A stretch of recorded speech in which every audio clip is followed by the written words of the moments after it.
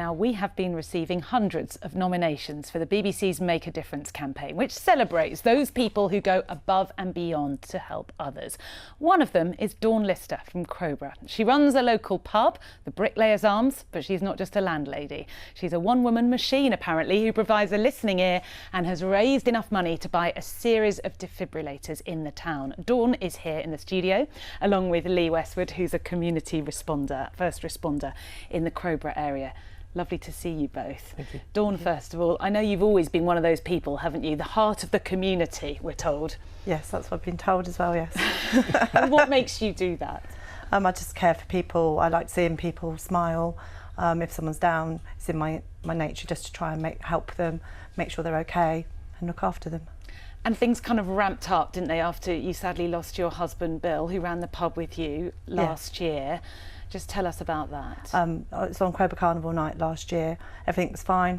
He was eating a burger and then went back into the pub and got called out because they said something's happened to Bill. We thought he'd just done something silly and he had collapsed. And our friends were working on him, called 999. Someone went up and got a defibrillator from the Scout hut, and then the first responders turned up, which was Leigh. He was the first on the scene to come and help us work on Bill. It sadly wasn't successful, No. but Leigh, you already knew Bill and Dawn, you drank in the pub. That's correct. I've known them for years. And I guess being a first responder in the town where you live and drink makes these situations very personal. It does make it harder when you know the individual involved.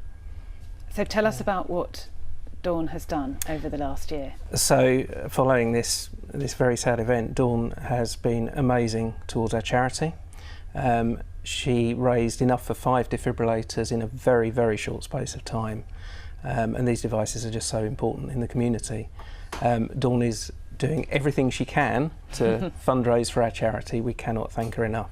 To make and she's sure now heavily involved with that us. never happens again. What happened to Bill?